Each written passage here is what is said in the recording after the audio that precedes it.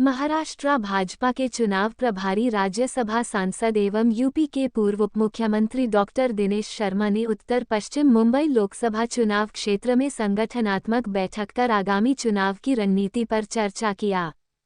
इस मौके पर डॉक्टर दिनेश शर्मा ने एक प्रेस कॉन्फ्रेंस के माध्यम से शिवसेना उद्धव बालासाहेब ठाकरे गठ, कांग्रेस, एनसीपी शरद पवार गठ पर कई गंभीर आरोप लगाए हैं।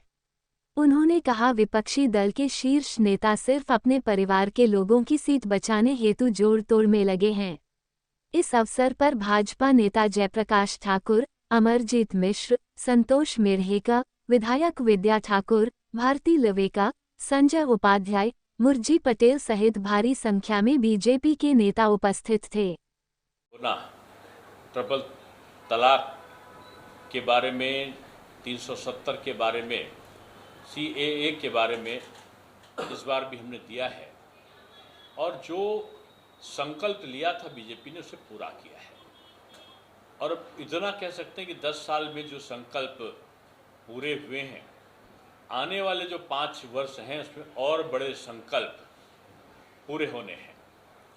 पार्टी ने सभी वृद्धों को जो 70 से ऊपर हैं आयुष्मान कार्ड के अंतर्गत लिया है, फ्री में बिजली मिल सके लोगों को, इसके लिए एक नई प्लानिंग, एक नए नियोजन के साथ पार्टी ने संकल्प लिया है। युवाओं को रोजगार के लिए विभिन्न तरीकों को, चाहे वो निवेश के द्वारा, चाहे मुद्रा लोन के माध्यम से, चाहे उनको विभिन्न प्रकार की जो कौशल विकास की ट्रेनिंग देकर, यानी रोजगार युक्त युवा हो और एक सशक्त महिला या नारी हो और किसान की आय दुगनी हो, और इसके साथ साथ जो गरीबी है, 25 करोड़ लोगों को गरीबी की रेखा के ऊपर किया है और अब लक्ष्य है कि भारत से हम गरीबी को मिटा सके, केवल नारा न बने। महाराष्ट्र की स्थितियां अलग हुई हैं और उनका कारण है कि 2019 में उद्धव जी ने अपनी जो उनके पूज्य बाला साहब ठाकरे जी जो नीति और जो संकल्प लिए थे उसको तिलांजलि देके उन्होंने कांग्रेस का चोला पहन लिया और रामनामी और सनातनी चोला कहाँ चला गया उसे आज भी शिवसेना उद्धव गुट का कार्यकर्ता ढूंढ रहा है। उनके सांसद सदस्य चले गए, उनके आमदार चले गए और अब उनका जो मूल कार्यकर्ता और मतदाता था वो आज बीजेपी के कार्यों के कारण, क्योंकि बीजेपी ने जो बाला साहब के साथ में मिलके, ठाकरे साहब के साथ में मिलके बीजेपी ने जो काम किया था, उन्हीं कामों को, उन्हीं नियतों को बीजेपी ने नहीं छोड़ा और उनको लेकर आगे चले।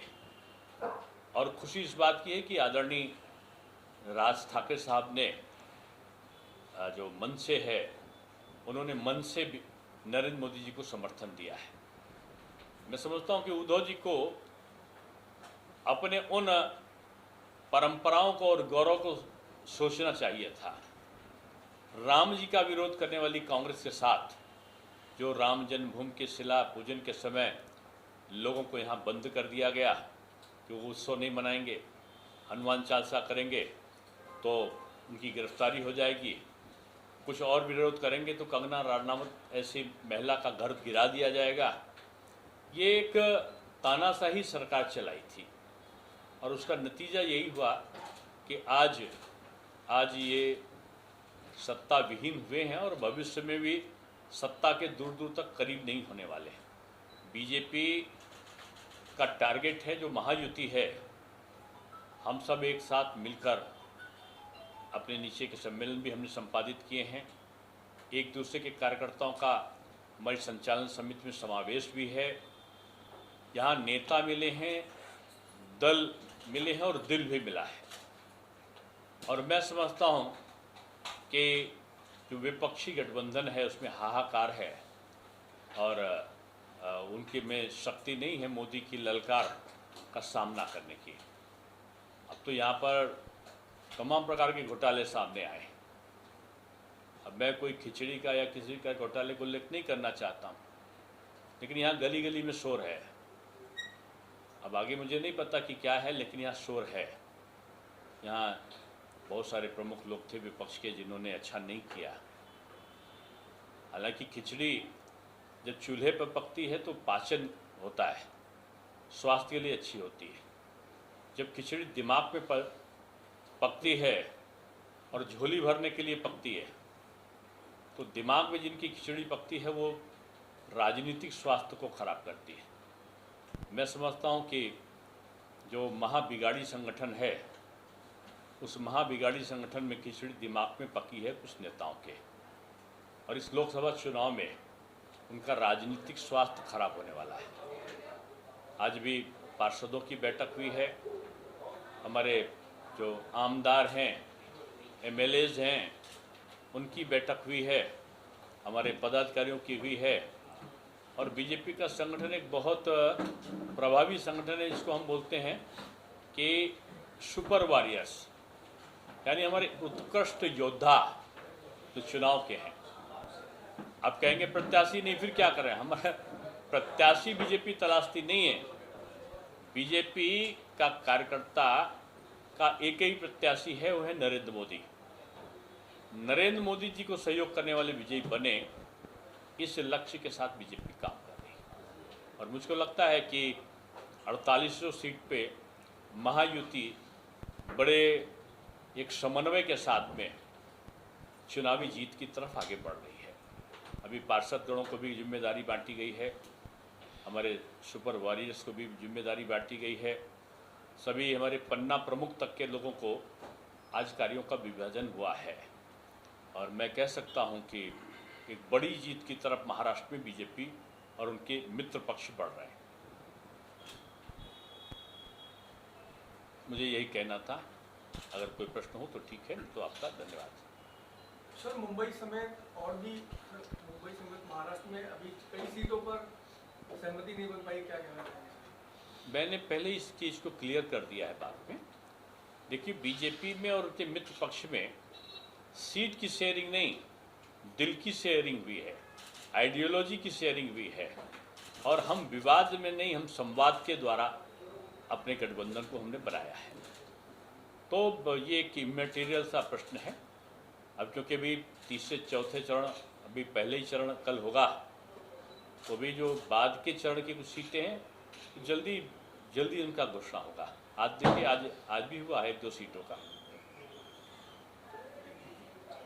सर, यहाँ पे शिवसेना शिंदे गुट के रवींद्र वायकर का नाम चर्चा में है, जबकि किरीट सोमय्या ने इनके ऊपर कई सारे भ्रष्टाचार के आरोप किए थे। तो क्या बीजेपी रवींद्र वायकर अगर कैंडिडेट है तो समर्थन करेगी? देखिए, अभी प्रत्याशी को घोषित होने दीजिए, पहले मुर्गी आ जाए फिर अंडे को हम बात करेंगे। नहीं सर, उनके ऊपर आप भविष्य की चर्चा क्यों? हम वर्तमान की चर्चा करने के लिए बैठे हैं। हम वर्तमान की चर्चा कर रहे हैं। जब भविष्य में कोई आएगा, कौन आएगा ये भी आप ना बता सकते ना मैं बता सकता हूँ, ये पार्लियामेंट्री बोर्ड बताएगा, और पार्लियामेंट्री बोर्ड हम थोड़ी हैं। आने दीजिए, प्रत्याशी तय होने दीजिए, फिर आपके प्रश्न का जवाब दिया जाएगा। गांव में वोटर नहीं है, ये पूर्व जन्म की बात बता रहे हैं आप। अब वर्तमान समय में कोरोना के बाद योगी जी ने तमाम लोगों का रजिस्ट्रेशन वहीं कर लिया, जो वहाँ के रहने वाले थे ज़्यादातर वहीं अब रह गए, वहीं रोजगार मिल गया उनको। और जो यहाँ रह रहे हैं उनके वोटर यहाँ पर हैं, वो अपने मत का पहले प्रयोग करते हैं। मतदान करके गांव जाएंगे। राज ठाकरे के बीजेपी में आने से उत्तर भारतीयों में नाराजगी की कई जगह पर देखी गई है, क्या लगता है? नहीं, राज ठाकरे जी ने अपने मंतव्य को प्रकट किया है, और उनकी पार्टी में भी अगर आप देखो तो उत्तर भारतीय विंग है। और अगर आप एनालिसिस करो, उन्होंने माननीय प्रधानमंत्री जी को जो समर्थन दिया है, उसके पीछे उन्होंने कहा कि बाला साहब ने जिस तरह सनातन की और हिंदुत्व की और भारतीय संस्कृति और परंपराओं के रक्षण किया था, वो मोदी जी कर रहे हैं। अब इस चीज़ को उद्धव जी को समझना चाहिए। तो सर, उत्तर भारतीय कल्याण की घटना को भूल जाएंगे? मनसे ने जो कल्याण, देखिए, भविष्य अच्छा हो, इसकी तरफ सबको मिलकर चलना है। और बीजेपी सबकी चिंता करके चलती है, सबको मिलाकर चलती है। इसीलिए बीजेपी सबको साथ लेके चलती कि सबके साथ अच्छा हो, किसी के साथ कोई गलत ना हो। और यहाँ पर वो लोग महाराष्ट्र का हित नहीं चाहते हैं जो उत्तर भारतीय और महाराष्ट्र के लोगों के बीच में दूरी पैदा करना चाहते हैं। जो महाराष्ट्र में रह रहा है वो वीर शिवा की संतान है और छत्रपति महाराज शिवाजी महाराज की जो आन बान शान है वो महाराष्ट्र नहीं पूरे भारतवर्ष की है। इसलिए यहाँ का हर व्यक्ति उनको अपना आराध्य मानता है। अब तक आपकी इतनी सारी बढ़ावा जो बैठक हुई है, जितनी रिव्यू मीटिंग्स हुई अलग अलग प्रभागों में, उसमें अब तक क्या चीजें देखने को मिली है कि कितनी ये मंथन हुआ है, हमारा विचार मंथन हुआ है और मंथन में 48 सीटों की जीत का अमृत निकला है और उसमें ये उत्तर पश्चिम जीत में तो अमृत बहुत ज़्यादा मिला है हमको। लेकिन पूनम महाजन का अमृत अभी मिलेगा उस सीट पर कि नहीं मिलेगा? आप नाम लेते हैं, हमारी पार्टी के वरिष्ठ लोग हैं और उनका पार्टी के प्रति और पार्टी का उनके प्रति एक पारिवारिक परिदृश्य में रिश्ता है। इसलिए बीजेपी में जैसे मैं उप मुख्यमंत्री था, 25 तारीख को मैं उप मुख्यमंत्री मार्च में नहीं रहा 2023 में। आप मेरा अगर उठा के ट्विटर वो देखिए, 26 तारीख से मेरे दौरे लग गए और मैंने पूरे प्रदेश नहीं पूरे भारतवर्ष में भ्रमण किया, कार्यक्रम लगाया, पार्टी के लिए काम किया, मोदी जी के लिए काम किया। दायित्व का परिवर्तन एक सहज प्रक्रिया भाजपा में होती है, किसको इसमें हटाने की प्रक्रिया नहीं होती है। इसमें एक व्यक्ति को किसी से पहले हमको राज्यसभा का सांसद बना दिया गया, उसके बाद आज जो पूरे राष्ट्रीय हमको संयोजक बना दिया गया, जो विस्तारक योजना थी लोकसभा चुनाव लड़ाने की, अब एक नया दायित्व दे दिया गया कि मैं महाराष्ट्र का चुनाव लड़ाने का प्रभारी बनूंगा। तो बीजेपी दायित्व परिवर्तन करती है, किसी को पद से मुक्त नहीं करती, पहली चीज़ है। धन्यवाद। सभी मित्रों